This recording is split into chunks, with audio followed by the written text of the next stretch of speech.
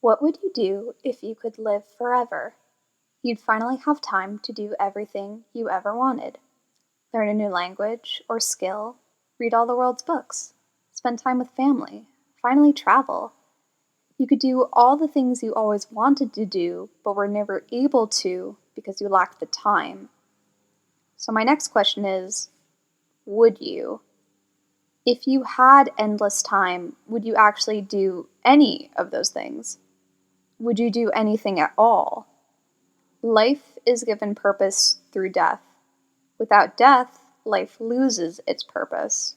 And without purpose, people become listlessly, terribly unhappy.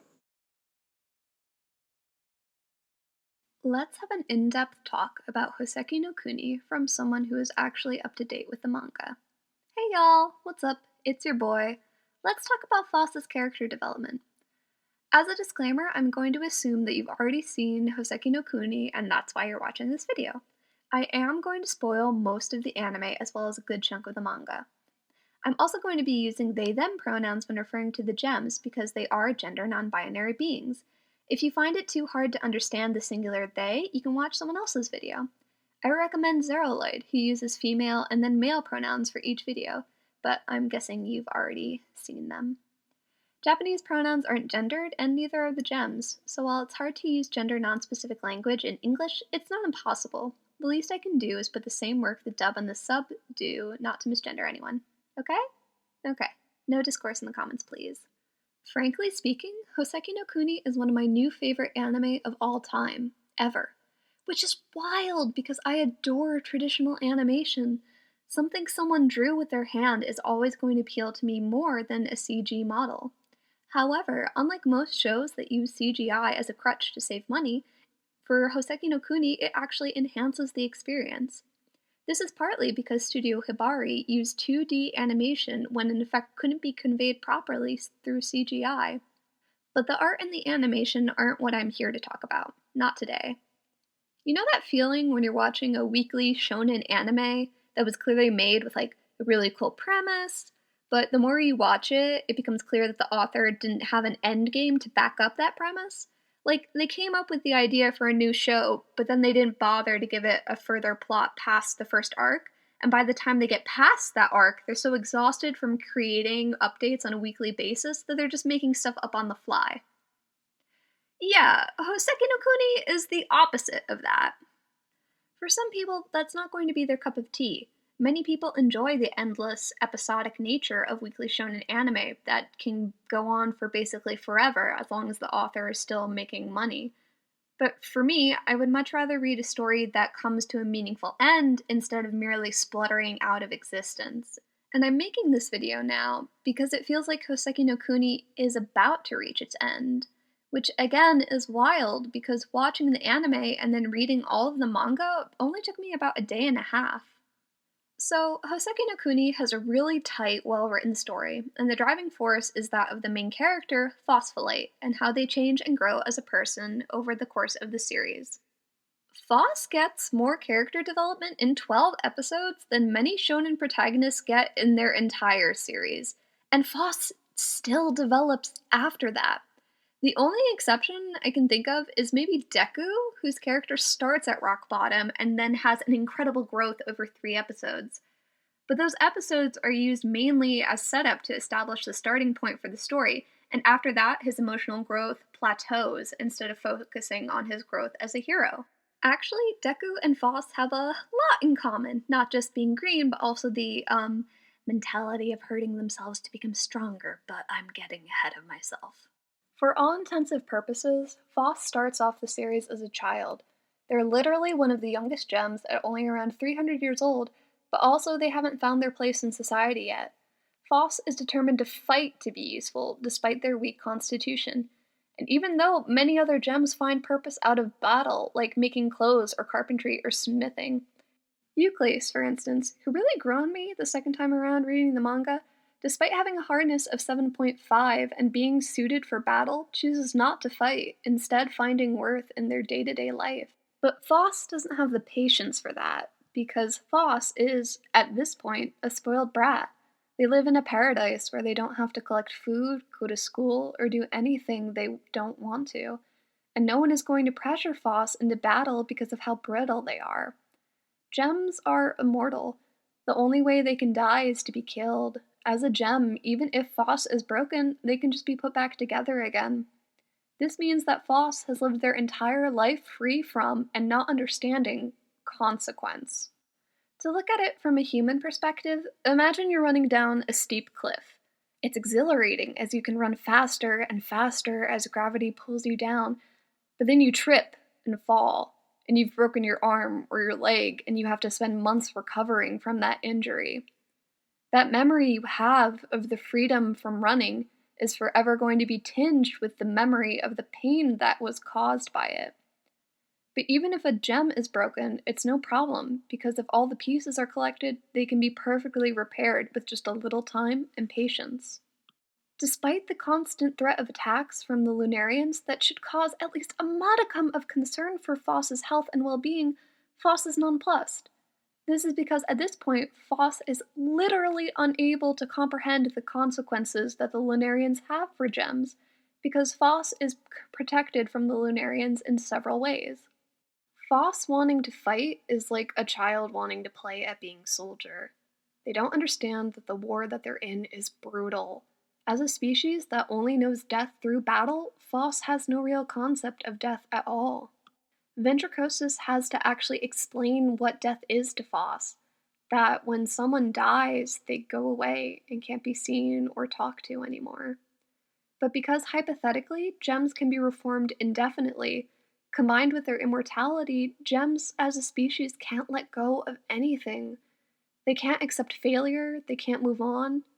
They aren't organic, they don't grow up or age, they are born as complete individuals, and until they are destroyed, they are going to remain the same, perhaps only changing marginally through life experience and the memories created by those experiences. So at the start of the series, and perhaps for all of Phos's life before the start of the series, they are a spoiled brat until they meet Cinnabar. Then everything changes and the story finally starts. Cinnabar is the catalyst for Phos's character development, at least impartially because they are ideological opposites of each other. Even their character designs visually separate the two of them, as red and green are literal opposites on the color wheel. Phos is an idiot and Cinnabar is quick-witted. Phos talks a lot and Cinnabar's words are far and few between. Most notably, Phos is adored and babied by everyone, while Cinnabar is out alone patrolling in the night, despite Cinnabar's body being even weaker than Phos's. Yet, despite this opposition, they're both very similar, and over the series they will continue to become even more so. But at the start, the thing that defines their similarity is not just that they're weak, but that they're both worthless, useless, and unnecessary. Let me explain. Their sensei says that finding meaning in living should just be enough for them, but it is not enough for immortal beings. Cinnabar and Phos are both contributing nothing to society. However, it's for very different reasons. Cinnabar chose to attempt something like the Night Watch, even if they knew it would be ultimately fruitless due to the Lunarians never attacking at night, but Phos was content to do nothing at all.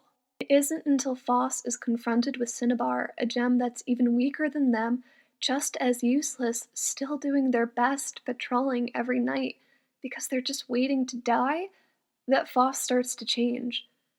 What do you say when someone who just saved your life says they're waiting for death when you don't even know what death is? Well, if you're the childlike Phos, you get mad. That's awful. Why would you say that? I'm going to change things so you don't feel this way anymore. This is the first time Phos has perhaps ever been confronted with their own mortality as well as the mortality of others, and Phos doesn't know how to deal with that, so they get mad. Something small to make note of is that when trying to save Cinnabar, Phos's arms break off. Just a little bit of foreshadowing for what trying to help Cinnabar is going to bring Phos down the line. It's also because of the mercury Phos gets chipped for the first time, permanently losing a small part of themselves. Over the course of the next 12 episodes, Phos changes rapidly and drastically as they are confronted with mortality and death.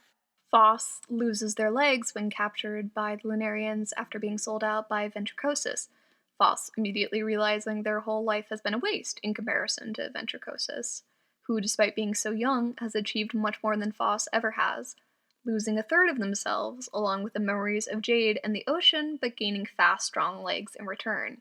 These fast legs let them pair up for battle for the first time with the Amethyst twins, immediately witnessing the shattering firsthand of the Amethyst twins. Even with the new legs, Phos is still paralyzed with fear, and Bort has to save everyone. Realization that even with the loss of their legs, they're still unable to change or help Cinnabar.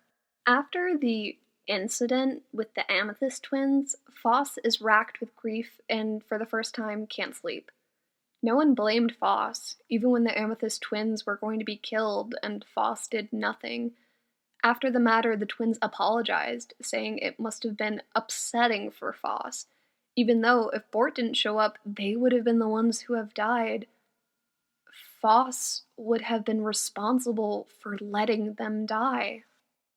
This is one of the first major changes in Phos's behavior. For the first time ever, they're unable to sleep through the dreary winter. Instead, they try to find some meaning in work with Antarsite, even though it's hard, even though Phos would rather sleep, but the feelings of guilt won't let them rest. So, Phos briefly considers the act of self-harm, and this is the first explicit scene to show that Phos's growth might have actually been a downhill spiral. At this point, Phos finally understands consequence. They've confronted mortality, they've lost their legs, but in the end, the loss of their legs were positive. Actually, at this point, I want to stop and talk about the loss of Phos's legs. I don't think I questioned it at the time, but looking back, I wonder if the ability to hear the ice flows is brought on by the strain of multiple traumas. One, the struggle of losing a third of their body and the inclusions adapting to a new foreign material that replaced it. Two, the trauma of watching the amethyst be shattered. And three, the constant fatigue of going without sleep in a low sun environment. We see Phos start to hallucinate after, spoiler, Antark's death, but I never considered that the clear voice of the ice was already a very early warning sign of Phos's deteriorating mental health. While it's never been stated outright whether Phos's deterioration is only due to the strain from losing body parts and the memories contained, or due to the PTSD, I'm going to assume it's both. I've gotten a bit ahead of myself. So getting back on track, Phos contemplates self-harm for the first time, and they completely lose their arms, and this is what causes Antark to die. Phos causes Antark to die. It is the worst case scenario for Phos. It was what Phos was trying to avoid thinking about by training in the winter in the first place. Phos wanted to become stronger, for Antark or for themselves, I cannot say which, and in a moment of sleep deprivation and weakness, lost their arms for good. In an attempt to replace them, Antark and Phos go out and search for a metal to use, and while out in the open, while the gold has incapacitated Phos, the Lunarians destroy Antark. This is the first time we see Phos refer to themselves, or at least a part of themselves, as trash, telling their arms to move, you worthless piece of junk. The self-loathing that has been festering since the incidents with the failure with the Amethyst twins has come to a head, but this time Phos has changed. This time Phos is able to run the Lunarians down despite the pain it must cause and the fractures that burst all throughout their body, but even then it's not enough. Phos grows up a lot that winter. They've physically grown taller as the gold stretches and fills the cracks made each time it's used. Their heels also give them a boost, in addition to the haircut and cool attitude that all mimic Antark. With the loss of their arms and legs, Phos has obtained the power that they sought from the beginning, the ability to fight the Lunarians. But if they got what they wanted, why are they so unhappy now? Because fighting isn't a game, and death is real, and actions have consequences. And Phos knows that now. The childlike naivety that Phos used to have is gone, along with half of their body, and altogether the person that Phos used to be. Something to note at this point is that the parallels between Phos and Cinnabar have increased. Cinnabar's silver mercury is a mirror image to Phos's gold shield. Phos's cheerful attitude has diminished a lot, frozen from a very cold winter. The difference between Phos and Cinnabar have increased, but so have their similarities. At this point, Phos's mental deterioration is now clearly apparent as they are starting to hallucinate semi-frequently. This is also the first time Phos starts to suspect that Sensei has something to do with the Lunarians, which, spoiler, of course he does. This is where the anime ends, so if you only saw the anime and then ignored my warning about not proceeding with spoilers, hey, I get it. But also, don't? Go read the manga. The art can be a little jarring at first, but the story is great. Just don't be disappointed because the anime, and maybe I too in this review, makes it seem like Phos and Cinnabar's relationship is the crux of the series, but it's really not. Like, if you've only watched the anime, you're kind of misled about how important Cinnabar is to the plot, since the opening and ending are very, shippy? Very Phos Cinnabar focused, much like Diamond viewing everything as a romance. So it's a little jarring to, after the end of the anime, for Cinnabar not only to be put on the back burner, but for Phos's goals to also change completely. Like, don't get me wrong, Cinnabar is an important character, but only as in juxtaposition to Phos's growth, if that makes any sense. At this part of the story, we meet Ghost for the first time, and what's interesting about Ghost, Phos, and much later Cairngorm, which is Smoky Quartz by the way, is that they're both trying to use the other as a replacement for someone they let die. Phos tries to use Ghost as a replacement for Antark, at one point literally hallucinating Cairngorm as Antark, and Ghost/Cairngorm in turn use Phos as a replacement for Lapis Lazuli, at first figuratively as a partner who can tell them what to do, and then later literally when Cairngorm replaces Phos's missing head with Lapis. But there's another deeper layer, as Cairngorm later tries to be a replacement for Antark, for Phos, because that's what Ghost wanted, and Ghost was a replacement for Antark literally because it was due to Phos's ineptitude as a partner that caused Ghost to be chipped away completely. It's like a whole existential replacement of the identity that Cairngorm even later apologizes to Phos after gaining full faculties over their body for pretending to be a replacement friend for Phos. It's a whole thing that's really confusing, and I can't dive into right now because it's like 10 different layers of baggage. I only bring up this parallel between Ghost trying to replace Antark because of how its relation affects Phos's character growth, in big air quotes. In short, Phos paired up with Ghost, and because of that, Ghost died, just like what happened with Antark and what would have happened to the Amethyst twins. At this point, Phos's goal has shifted from help Cinnabar to find out the truth about Sensei at all costs, and because of that, Phos let their partner die again. And after Ghost dies, Phos literally tears themselves apart over it. Something very upsetting that I didn't notice until my second read around is that after Ghost dies, Phos gives up on the plan. They decide not to think about it, let bygones be bygones, and like the rest of the gems, choose to accept and trust Sensei no matter what the truth may be. Phos is content again until they lose their head. It's only after Phos obtains Lapis's clever, cunning, manipulative head that they are no longer satisfied, and at that point they will do whatever it takes to find out the truth, no matter who it hurts. As an aside, because I don't know where to put this, the gold metallic flecks found in lapis lazuli are usually pyrite, or commonly known as fool's gold. I don't think there's a real connection because fool's gold is English slang, but it's still an interesting tidbit. Phos's search for the truth pushes them so far that the next time they confront Cinnabar, it's to ask Cinnabar to go to the moon with them. The very thing Phos was adamant about trying to prevent from the start. With Lapis's head, Phos becomes more like Cinnabar once again, methodical and thoughtful. And at this point, Phos is so far removed from who they were at the start, they can literally be confused for a different character. If you go in blind, holding up episode 1 Phos to Phos who goes to the moon, you could view them as two separate characters. For context, the replacement of Phos's head happens around chapter 40.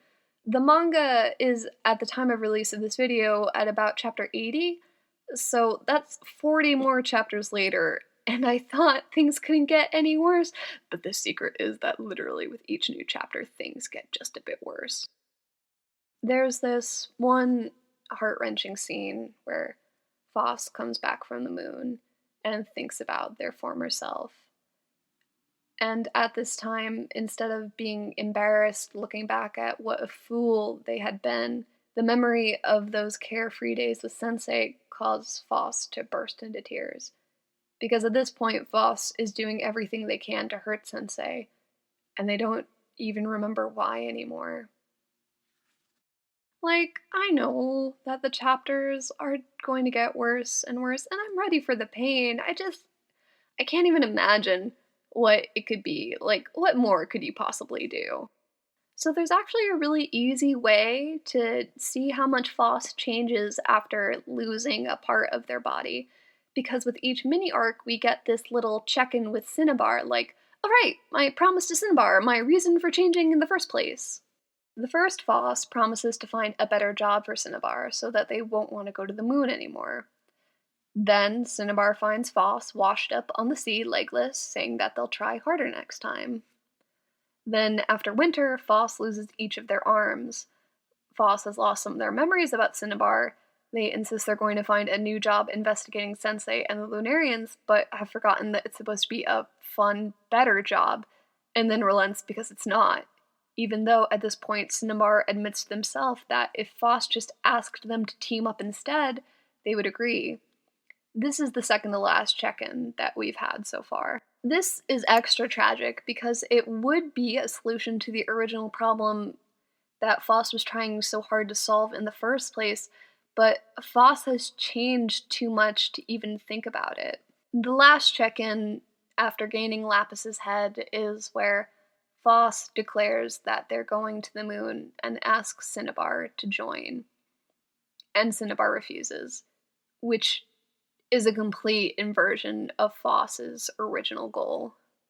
At the end, Phos now detests themselves as much as Cinnabar did in the beginning, but Cinnabar, on the other hand, has actually grown closer to everyone due to the chaos Phos caused by creating two gem factions and in a way creating a new space for Cinnabar.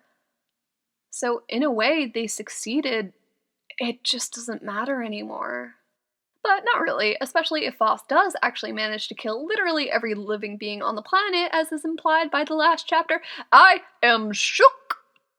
So yeah, if you want an in-depth analysis of some other characters, or more focus on chapters 40 through 80, let me know in the comments.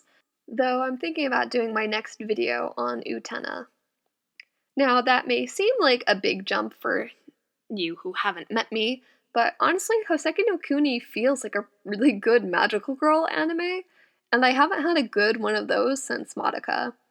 A bunch of candy-colored cuties get to suffer fighting in their everyday lives just to eke out a pitiful existence. That's my jam. I know there are other ways to analyze Houseki no Kuni and Phos's development, but they're just in ways I'm not really qualified to talk about. For example, Houseki no Kuni is entrenched with Buddhist imagery and symbolism, from the Lunarians' appearances to Phos's gold being a lotus that one time, and I simply lack the context to traditions share the goal of overcoming suffering in the cycle. Oh yeah, yep, yep, that's right there. That's the entire point of the story, isn't it? Neat.